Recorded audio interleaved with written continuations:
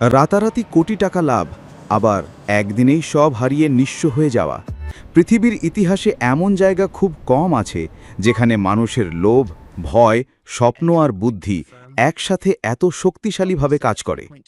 আপনি হয়তো বহুবার শুনেছেন কেউ শেয়ার বাজার থেকে লাখ লাখ টাকা আয় করেছে, আবার কেউ সব টাকা হারিয়ে পথে বসেছে। কিন্তু আসল সত্যটা কি? শেয়ার বাজার আসলে কি? এখানে টাকা আসে কোথা থেকে? মানুষ কিভাবে আয় করে? আর কেন পৃথিবীর সবচেয়ে ধনী মানুষদের অনেকেই শেয়ার বাজারের সাথে জড়িত? আজকের এই ভিডিওতে আমরা খুব সহজ ভাষায় ধাপে ধাপে জানব শেয়ার বাজারের পুরো রহস্য। মনে করুন আপনার এক বন্ধু একটা ব্যবসা শুরু করতে চায়। ধরুন সে মোবাইল ফোন তৈরি করবে, কিন্তু সমস্যা হলো তার কাছে যথেষ্ট টাকা নেই। তখন সে কি করতে পারে? সে চাইলে ব্যাংক থেকে ঋণ নিতে পারে, কিন্তু আরেকটা উপায় আছে। সে তার ব্যবসার ছোট ছোট অংশ মানুষের কাছে বিক্রি করতে পারে। ধরুন তার কোম্পানির মূল্য 10 লাখ টাকা। সে কোম্পানিটাকে 10,000 ভাগে ভাগ করল। প্রতিটি ভাগের দাম হলো 100 টাকা। এই ছোট ছোট ভাগ্যেই বলা হয় শেয়ার।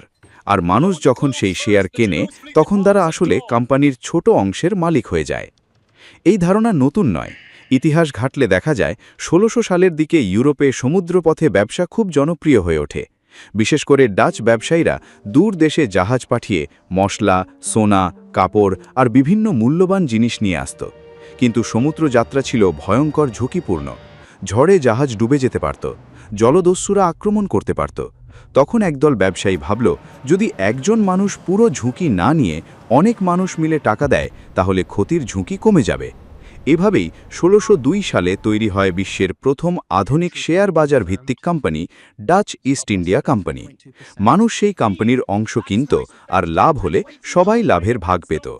এখান থেকেই আধুনিক শেয়ার বাজারের যাত্রা শুরু হয়।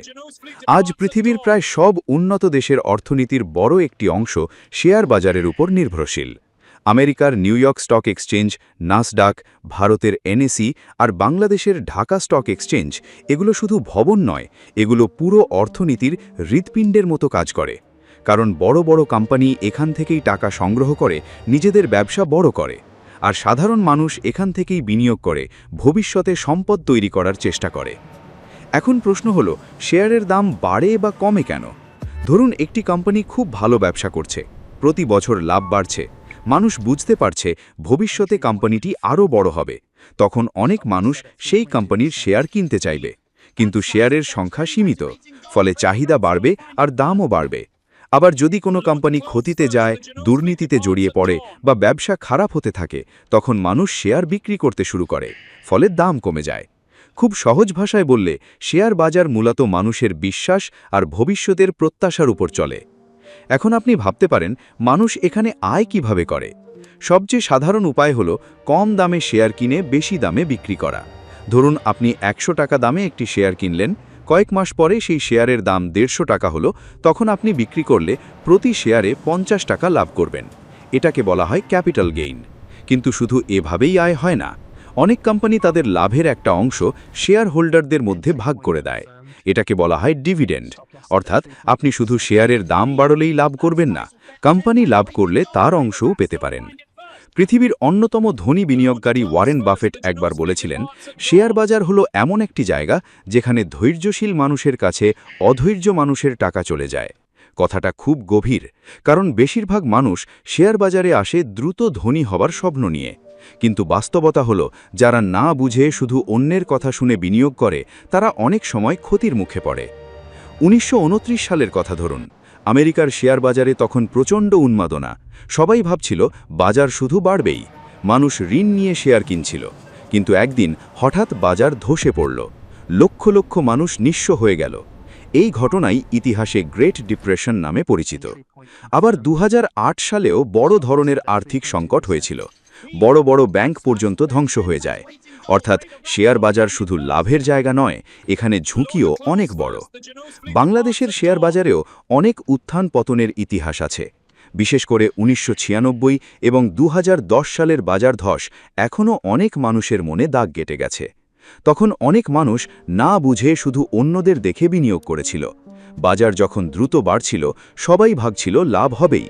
কিন্তু হঠাৎ বাজার পড়ে গেলে অসংখ্য মানুষ বড় ক্ষতির মুখে পড়ে। এখান থেকেই সবচেয়ে গুরুত্বপূর্ণ শিক্ষা পাওয়া যায়। শেয়ার বাজারে আবেগ দিয়ে নয়, জ্ঞান দিয়ে চলতে হয়। এখন প্রশ্ন হলো, একজন নতুন মানুষ কিভাবে শুরু করবে? প্রথমেই বুঝতে হবে, শেয়ার বাজার কোনো জাদু মেশিন নয়। এখানে রাতারাতি ধনী হওয়ার চিন্তা সবচেয়ে বিপজ্জনক। শুরুতে একজন মানুষকে জানতে হবে কোম্পানি কিভাবে কাজ করে, লাভ ক্ষতি কী, ব্যবসার ভবিষ্যৎ কেমন, কোম্পানির ঋণ আছে কিনা, পরিচালনা পরিষদ কেমন, এসব বিষয়।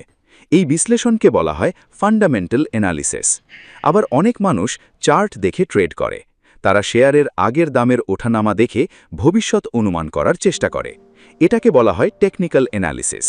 এখানে বিভিন্ন ধরনের চার্ট, ট্রেন্ড, ক্যান্ডেলস্টিক প্যাটার্ন ব্যবহার করা হয়।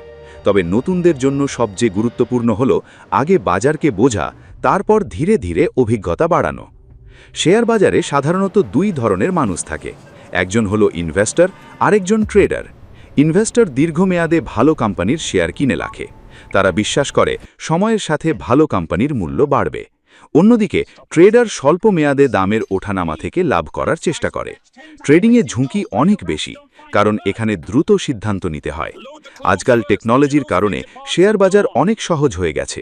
আগে মানুষকে ব্রোকারের অফিসে যেতে হতো, এখন মোবাইল অ্যাপ দিয়েই শেয়ার কেনাবেচা করা যায়। বাংলাদেশের অনেক ব্রোকার হাউস এখন অনলাইন ট্রেডিং সুবিধা দেয়।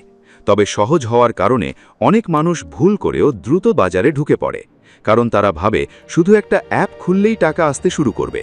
কিন্তু বাস্তবতা সম্পূর্ণ ভিন্ন। একটা গুরুত্বপূর্ণ বিষয় হলো, শেয়ার বাজার আর জুয়া এক জিনিস নয়। অনেক মানুষ ভুলভাবে মনে করে এটা ভাগ্যের খেলা। আসলে না। যদি কেউ না বুঝে শুধু অনুমানের উপর চলে, তাহলে সেটা জুয়ার মতো হয়ে যেতে পারে। কিন্তু একজন সচেতন বিনিয়োগকারী কোম্পানির ব্যবসা, অর্থনীতি, বাজার পরিস্থিতি, ভবিষ্যৎ পরিকল্পনা সব বিশ্লেষণ করে সিদ্ধান্ত নেয়। পৃথিবীর বড় বড় বিনিয়োগ প্রতিষ্ঠান, ব্যাংক, এমনকি সরকারও শেয়ার বাজারে বিনিয়োগ করে। কারণ দীর্ঘমেয়াদে ভালো কোম্পানিতে বিনিয়োগ অনেক সময় সম্পদ বাড়ানোর অন্যতম শক্তিশালী উপায় হয়ে ওঠে। আরেকটি গুরুত্বপূর্ণ বিষয় হল, সব টাকা কখনো এক কোম্পানিতে বিনিয়োগ করা উচিত নয়। এটাকে বলা হয় ডাইভার্সিফিকেশন।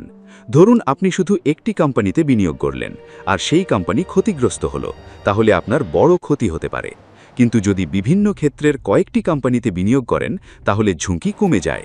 বিশ্বের বড় বড় বিনিয়োগকারীরা সবসময় এই কৌশল ব্যবহার করে। শেয়ার বাজারের সাথে দেশের অর্থনীতিরও গভীর সম্পর্ক আছে।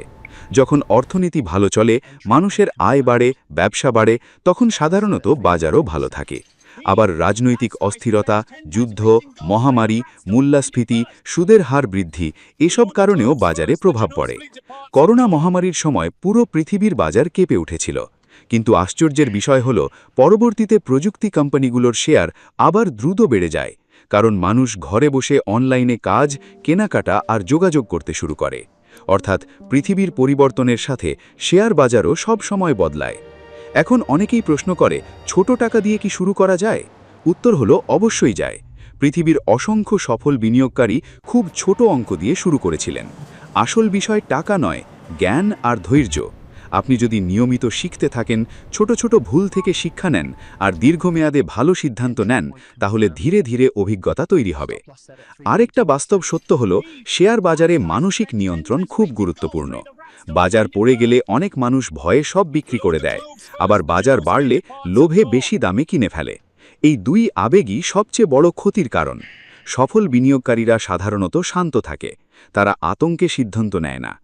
আজকের পৃথিবীতে ইউটিউব, ফেসবুক আর বিভিন্ন সোশ্যাল মিডিয়ায় অসংখ্য মানুষ শেয়ার বাজার নিয়ে কথা বলে। কেউ বলে এই শেয়ার কিনুন, কেউ বলে ওই শেয়ার রাতারাতি দ্বিগুণ হবে, কিন্তু বাস্তবে কেউ ভবিষ্যৎ নিশ্চিতভাবে বলতে পারে না। তাই অন্যের কথায় অন্ধভাবে বিনিয়োগ করা খুব বিপজ্জনক। নিজের জ্ঞানই এখানে সবচেয়ে বড় শক্তি। সবচেয়ে অবাক করার বিষয় হল, শেয়ার বাজার শুধু ধনী মানুষের জন্য নয়। একজন সাধারণ চাকরিজীবী, ছাত্র, ছোট ব্যবসায়ী, যে কেউ চাইলে ধীরে ধীরে বিনিয়োগ শুরু করতে পারে। কারণ সময়ের সাথে ছোট ছোট বিনিয়োগও বড় সম্পদে পরিণত হতে পারে। এই কারণেই অনেক দেশে মানুষ অবসরের ভবিষ্যৎ নিরাপদ করতে শেয়ার বাজারে দীর্ঘমেয়াদে বিনিয়োগ করে। তবে মনে রাখতে হবে, এখানে কখনো নিশ্চিত লাভ নেই। পৃথিবীর সেরা বিনিয়োগকারীরাও ভুল করেন। ক্ষতি হওয়া স্বাভাবিক, কিন্তু যারা ভুল থেকে শিক্ষা নেয়, তারাই শেষ পর্যন্ত টিকে থাকে।